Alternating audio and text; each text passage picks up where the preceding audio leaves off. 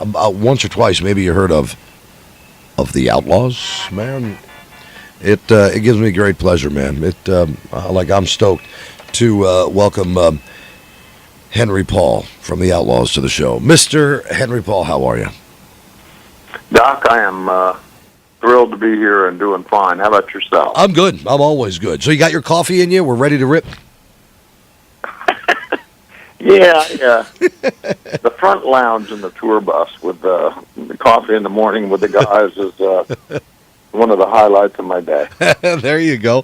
It's Henry Paul, the Outlaws, here on Saturday night, right here at Penn's Peak, and by golly, man, it is just going to be it's going to be a good one. I've been playing your music. I've seen shows down south, and that's where it was all started in Tampa, Florida. You're a sunshine guy.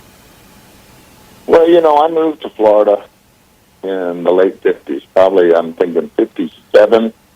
I moved to Lakeland with my mom and my sisters and my grandmother, and we all sort of, we moved there from New York, and Florida back in the 50s, as the same with everywhere else, it was a little bit more wild and woolly, and it was an intriguing place to live for me. It was just incredible with all the critters and lakes to fish in and phosphate pits to carouse, and I just really took to the cultural qualities that state represents. And I'm not talking about the tourist posters of the beach and the girl with the beach ball, but it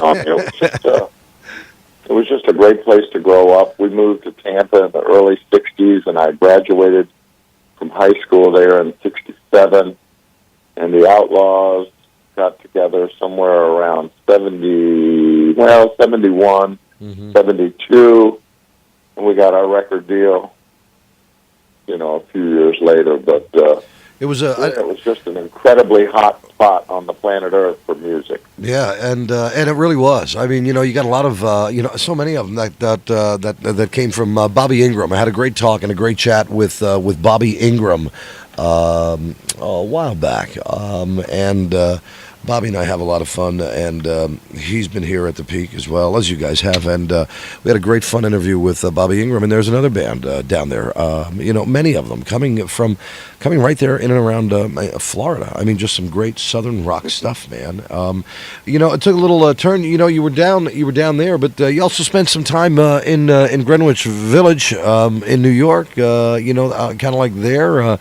I don't know, knowing some background on you, following the footsteps of like Dylan and the likes of many others, playing the coffee houses and hanging out on the streets and making it all work before it all came to fruition. And was it true? Epic Records? I mean, is that where it all started then for you when doing the demos for those guys? Well, yeah, separating yourself from the dreamer to engage in the dream. It was to have a major label show interest in you and invite you in to learn more about your music and to have a really close look and listen was an important step for me. Of course, moving to New York, I moved to the city in late '69 and lived there '69, '70. And rolled out of there probably middle 71, 70. Yeah, I'm thinking maybe spring or early summer of '71 to come to Tampa. And I had put a band together there in New York, and brought them all with me. And a friend of mine was managing me. A guy I knew from Tampa was real excited about what I was doing, and going back to Tampa was, for me, I don't know, it felt like the right thing to do. You could say it may have been a step backwards, but the Epic deal in New York was exciting. It didn't net me a record deal, but I did go in the studio and cut 6 or 7 sides, and they suggested I go to Nashville, and I wound up going to Tampa, and then Monty and I had a band there called Sienna, and I'm talking probably 71. Mm-hmm. And then one by one, a lot of the guys from New York wandered off and went home, and Frank O'Keefe joined the band, and Huey Thomason joined the band, and Billy Jones joined the band. And by the time we had those 5 people in place, it was 73. And then we were on the road. We got lucky enough to find someone to help us get out of Tampa, and we went on the road and started playing regionally and had an agent in Atlanta helping us out. And we got noticed by Ronnie Van Zant and Leonard Skinner, and Clive Davis talked to his manager about us. Yeah.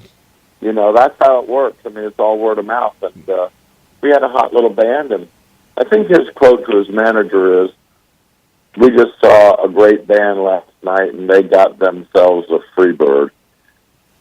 And he was talking about Ringgrass and High Tides, and Oh yeah. and you know, so it just sort of snowballed from the notoriety and the association that from that time on with bands like Charlie Daniels and you know, Marshall Tucker opening shows for them. We started to really feel it and grow to understand what it took, and we certainly got a good dose of professionalism and competition from the bands further on up the line, and we made good on it. We went out and played hard every night, made a very strong impression, and tried to, you know, put a whipping on those guys, and we cut a great new, you know, record in '75, and it just clicked. It went to album-oriented rock radio, and Green Grass became an anthem, and the band was popular enough to go out and headline its own shows. You know, it was pretty damn exciting.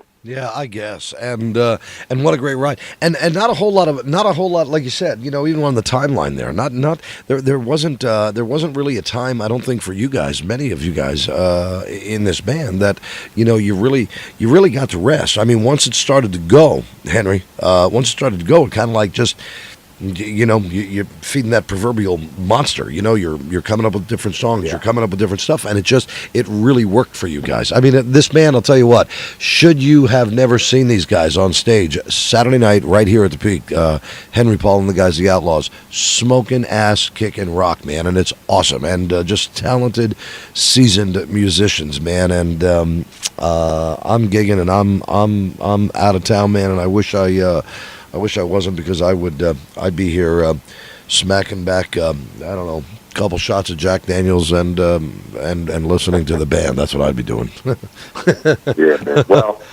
the boys do play. They're great musicians. We play very hard, and we have some you know, new music that we've created for ourselves here in the last few years that really works nicely with the classic Outlaws musical personality and the classic songs that, you know, especially from the first 3 records that people have grown up listening to, and our audience is just sensational. They're very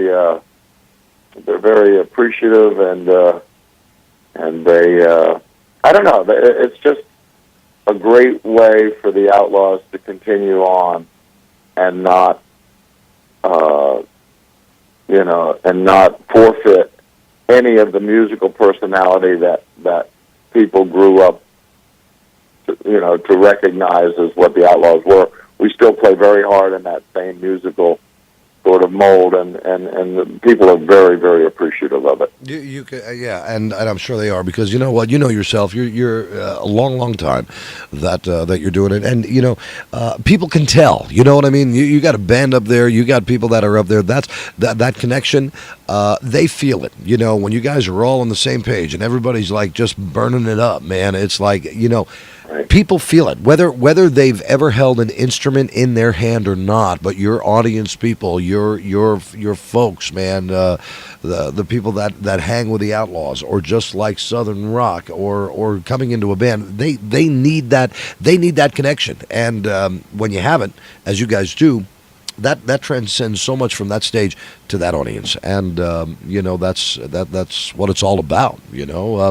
Any projects? I mean, and guys, you can find Henry, online, and the Outlaws online and on Facebook and all over. I mean, that's easy to do. You punch into a search and you find them. But what's up and coming? I mean, I see things on the website, but let you talk about it. What's up and coming for Henry Paul personally, or the Outlaws combined? What's going on?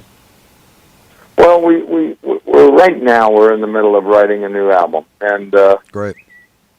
This is our 40th anniversary of the release of the first record, and we wanted to we're going to put a new record out this year. We're getting pretty close. I'm probably 3 or 4 sides away from finished with the writing process of the record, with the guys in the band and friends, and so we'll probably go into the studio and cut the record over the course of the next few months. Mm-hmm.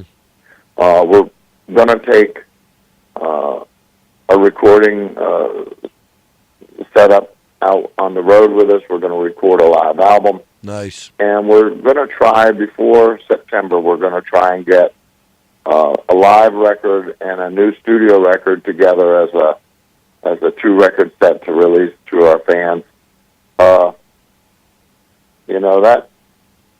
That's a tall order. I mean, we just wrote and recorded a record a year and a half, 2 years ago called It's About Pride, and it has done very well for us, and of course the fan base just really loved it. It was very true to the Outlaws' musical personality, and I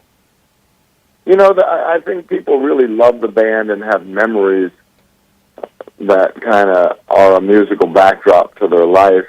But they're also encouraged when new music comes along that seems to, fit nicely with what they recall the band's musical personality as being. So we're very focused on doing that for them. And aside from that, Blackhawk has a new record we're going to record. I've got solo things I've got sitting on the table that need to be recorded. And I may go out into some of the clubs again with an acoustic guitar and do some solo things, somewhere down the road. That's cool. And just all kinds of different musical stuff that's constantly coming. Yeah, man, and I don't know. It's certainly in your blood. Even hearing that, even going out into the clubs, maybe doing some acoustic stuff. I mean, it's just doing it just to do it, man. It's just, I don't know. You just got to stay in touch, and I don't know. It's like you and I said, Henry Paul, by the way, of the Outlaws, right here on the show. Great pleasure that I get to talk to a guy of this caliber in the music industry, and played with anybody and everybody. And as Henry and I said even before we went on the air when he called in, and you're included in this as well as I am. I'm very fortunate. I've made some great friends along the way doing radio for 34 years, and I'm grateful for friends, more friends. I'm grateful for more friends than money, and I'm very fortunate. We both are to really do what we love to do, and have a little fun along the way. I'm very blessed with that as you are, and it's that's a great thing. It's a really it's a great thing with what we have. Well, it is, and I mean, there's a price tag you can hang on that. Absolutely. It's not a free ride if you get, but it's really a good ride, and the only ride that I would, have ever been on. So I just kind of keep doing what I'm doing or what I've done, out of affection for it, and there's something for me. I think that we all share, and not only in this band but people in general in our business, is you share the excitement of creating something new, and that really perpetuates, the energy and the commitment necessary to write and record new music. And we're just lucky that we still have our songwriting chops. And the band is exceptional when it comes to singing, and the harmony vocals are really beautiful. And we don't pipe in any tracks or anything. It's all real. And I think that at the heart of what the Outlaws are or anything really that I'm involved in musically. It's that it has a very real personality, and there's no smoke and mirrors. And so, Yeah. it's old school, and it's really good, and we love what we do. Yeah, man. Well, you can tell, and and in closing, let me just touch base on what you said too. In closing with Henry Paul, and a couple of days I'll be here with a special guest Blackhawk right here at the Peak, and it's going to be a great house. It's going to be a great house, by the way, and a great party on Saturday night here at Penn's Peak, and talking about the songs and the writing and some new stuff that is coming out. Inspiration, I don't know. That's kind of like a very maybe vague or very large question, but I don't know. Inspiration for you or the other guys, or the combination of you guys writing music. Any particular area in life, or just I don't know. Well, I think that at this point, it's very reflective from a theme standpoint. I think we're at that point in our life where we can kind of look back a little bit and sort of share the appreciation of what we've done and who we've done it with and how we've gone about doing it. People, really enjoy being included in that equation, and let me just say that while you're busy having, hit records and you're being pulled in 20 different directions, and I'm thinking about 1960 or 1975 and 6 and 7, and just getting to the dance, is such a whirlwind experience. It's nice at this point in our career to be able to enjoy it a little bit and enjoy the people that still love the band and come out. We spend, an hour and a half sometimes after the show, sitting out there autographing stuff for them, saying hello. People come through the line and shake your hand, and they say, "Hey, Hen, thanks for keeping the music alive." And there's just a lot of appreciation there between the fans and the band, and so I think that's where inspiration comes from, is trying to give them something that damn well they want, and not to not. If you like a chocolate milkshake, then don't hand them over a strawberry flavored one. They want chocolate, and giving them that, it's a gift. I mean, you get to enjoy the sense of giving them something that is really appreciated, and that to me is where the inspiration comes from. And God knows we have a lifelong list of experiences to pull from. Yeah, that's awesome. Henry Paul exclusive right here on this show, and very, very grateful to be able to hook up and even just candidly chat a little bit. I mean, I don't go into it with any loaded questions. I'm doing it too damn long for that. I'd rather just show up with you. Me on my end, I have a cigarette and I can drink Jack Daniels on the rocks and just shoot the breeze with you. That's just me. That's the way I handle it. And I'll tell you what, man. A great pleasure just to just kind of like kick back and hang out with Henry Paul of the Outlaws. And I'll tell you, it was a long time ago back down south in his at that time home state of Florida that it was a rockin' show, and they've been here and graced the stage before. It's just that damn good. So you're looking for a party on Saturday, you found it right here at Penn's Peak. And I'm going to play a song, I don't know, probably played it once or twice. I don't know, it's like 1977. It's called Hurry Sundown. You ever hear of it? Oh, boy. That is a good one. I'm going to do that now. Henry, if you can just give me one quick second, I want to get into this song and just say thanks off mic and off the air, and I'm very grateful, man, and continued success and the best to you, the band, and your families, and thanks for the memories, man. You better believe it, and appreciate your time, Doc. Not a problem. Hang on one second. Let me do this song here, man. We're talking about Hurry Sundown, just that good, and Saturday night, a party it'll be, man. We'll be back.